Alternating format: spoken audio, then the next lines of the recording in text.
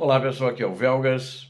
Hoje é dia 21 de setembro de 2025. A Ucrânia avança, isola e elimina posições russas. Eu usei o título que é a nova estratégia. A nova estratégia não é a estratégia, é a tática, na realidade. A tática no terreno que a Ucrânia está fazendo para avançar e derrotar os russos, né? E quero convidar vocês a inscreverem-se no canal, deem um like, compartilhem com as suas redes sociais, façam os seus comentários. É muito importante você se inscrever, porque aqui você vai ver a verdade. É você que também gostou do vídeo, dê um like, porque aqui também você viu a verdade e tenha certeza disso. Então é importante, reforça o canal perante o YouTube e também compartilhe para o maior número possível de pessoas. Estou fazendo essa campanha de obter mais inscritos. Sinceramente, peço para vocês, encarecidamente, de coração, façam isso. Vocês que gostam do canal, vocês que estão sempre com a gente aí, conto com vocês. Muito obrigado. Bom, os ucranianos avançam e as posições russas estão desmoronando face à tática usada, né? Eu vou falar mais da região de Sumi hoje. Tenho falado bastante de Pokrovsk ultimamente. O Sumi, apesar deles terem sido praticamente expulsos, tem combates ainda ali na região da linha de fronteira, né? Em torno daquelas vilas que eles estão tentando retomar, sem sucesso, e eles estão, as posições russas estão sem alimentação, estão com pouca alimentação, sem pouca munição, e está dando resultado essa tática, que na realidade eles estão fazendo em Pokrovsk, também aquela região de Donetsk, como eu vou relatar aqui que está sendo feito em Sumi, né? Vou relatar em mais detalhe, né? E, na realidade, os últimos redutos russos ali em Sumi, acredita-se que estejam prestes a cair, com soldados inimigos russos, inimigos da Ucrânia, russos abandonados à própria morte ou à rendição. As forças ucranianas ali em Sumi, eles exploraram com sucesso a guerra de manobras, né? Ou seja, eles não fazem ataques frontais, são manobras metódicas, avançando vila por vila, assentamento por assentamento, para transformar as posições russas em alvos administráveis pela Ucrânia, a tomada deles, a expulsão dos russos definitiva da região. Em vez de sacrificar vidas com custosos combates frontais, onde a Ucrânia perderia muita gente, vocês vão entender agora por que na média a perda das baixas Ucrânia versus Rússia são 7 russos para 1 ucraniano. Existem certos combates que chega a 10, né? Quando eles tomaram Bakhmut, as perdas deles, isso há 2 anos atrás, chegavam a 15 para 1, né? Então, por causa justamente dos buchas de canhão, que eles usam buchas de canhão, humano descartável. E a Ucrânia não faz isso, né? Ao invés de combates frontais, os comandantes ucranianos, o que eles fazem? Eles isolam as unidades da Rússia, eles cortam as linhas de suprimento da Rússia, a logística que tenta chegar, eles estão vigiando as vias de acesso, elas são bombardeadas já o mais longe possível que elas estão, não deixam nem chegar perto da linha de combate, quer com drones, quer com morteiros, quer com obuses também, aviação tem sido muito usada também agora para isso, e daí em seguida eles apertam o cerco, eles fecham o cerco, eles não têm onde sair, até que as posições dos russos se tornem insustentáveis. Ataques aéreos e de drones implacáveis expuseram as unidades russas, deixando muitas sem suprimentos e sem condições de fazer rotação por várias semanas. Ficaram bloqueados ali. E eles fizeram isso em Sumi. Eles não podiam sair e acabaram morrendo, e também muitos acabaram se entregando. Ao contornar, notem que a Ucrânia ela sempre oferece a rendição. Eles estão cercados e ela sempre oferece a rendição. Quando eles não aceitam se render, principalmente se respondem com fogo, a Ucrânia manda fogo também. Ao contornar pontos fortes e destruir saliências pedaço por pedaço, a Ucrânia conseguiu avançar para o norte de Kindratilka, ela libertou Kindratilka, né? Até mesmo conseguiu avançar até Kursk, para onde eles estavam fugindo. Ela transformou ambos os lados da fronteira em um campo de batalha flexível. A Ucrânia que fez isso. Outro avanço para o norte a partir de Andreivka também, que eles retomaram, Oleksiivka também, e foi isolada por 3 lados, e os russos ali enfrentaram uma situação cada vez mais perigosa, né? Ficaram cercados. O cerco foi o resultado de manobras ucranianas coordenadas, sob controle de fogo constante e pressão persistente, com unidades ucranianas executando ataques de flanco para fechar rotas laterais, né, pelos flancos, né.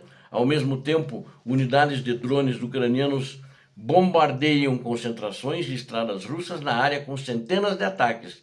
Isso nega aos russos qualquer possibilidade de se moverem livremente e degrada todos os esforços de reforços que venham para ou trazer alimento ou para resgatá-los, ou para reforçar as suas posições e tentar um novo contra-ataque contra a Ucrânia. Ou seja, eles não têm conseguido chegar aonde a Ucrânia está fazendo esses movimentos táticos. Com apenas uma única estrada flexível, utilizável, desculpe, como exemplo, o Oleksiivka, para trazer suprimentos para o Oleksiivka, evacuar baixas, evacuar tropas ou rotacionar tropas, tornou-se efetivamente impossível, já que qualquer um que tente a abordagem é detectado com antecedência e à distância, é atingido muito antes de chegar à borda externa da vila ou do assentamento. Soldados russos em terra agora alertam que Oleksiivka está caminhando para o mesmo destino de Kindratilka, quer dizer, ela já caminhou, tá? Eles já fizeram essa libertação, a menos que o comando russo abandone a posição em vez de enterrar mais tropas lá, porque o comando está dizendo para eles resistirem quando acontecem esses fatos. Eles relatam que o semicerco ele se transforma rapidamente em um massacre quando eles acatam as ordens do comando russo e não se entregam.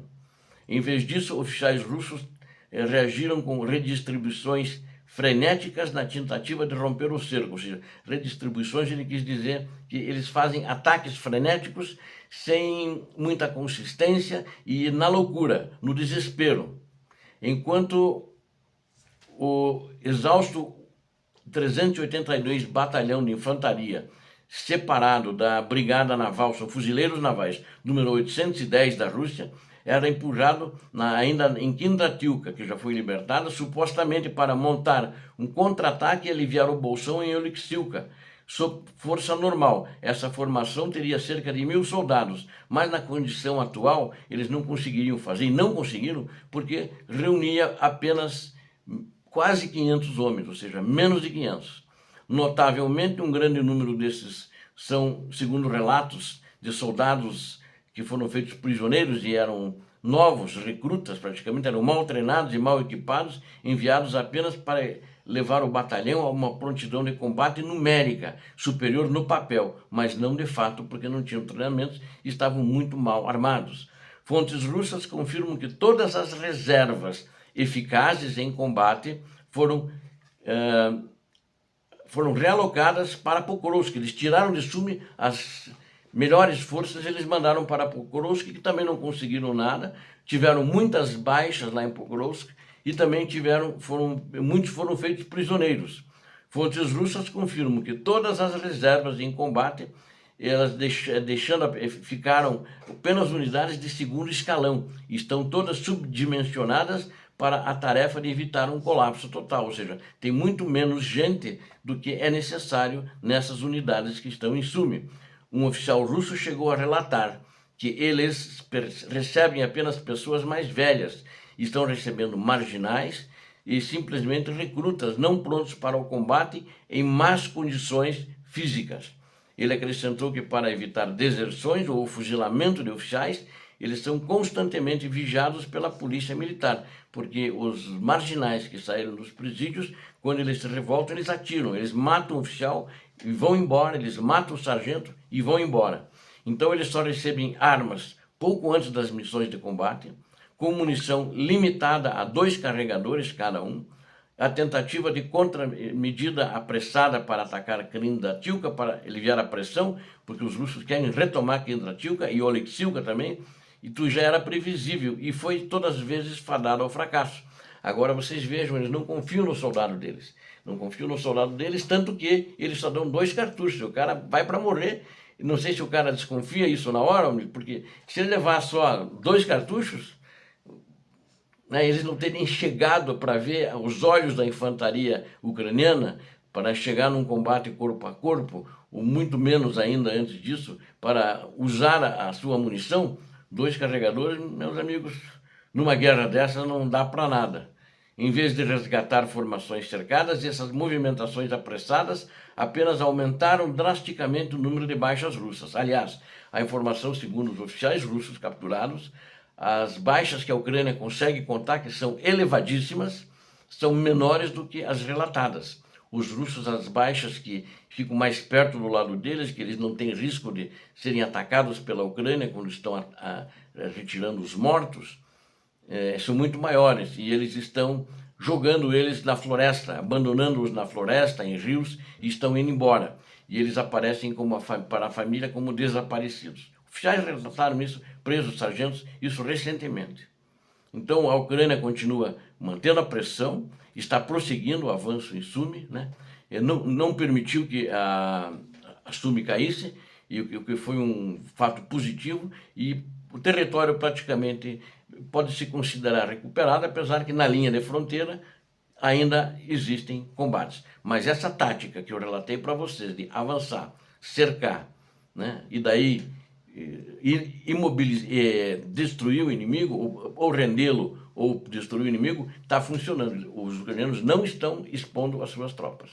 Obrigado a vocês que assistiram esse vídeo, conto com vocês, inscrevam-se no canal, deem um like.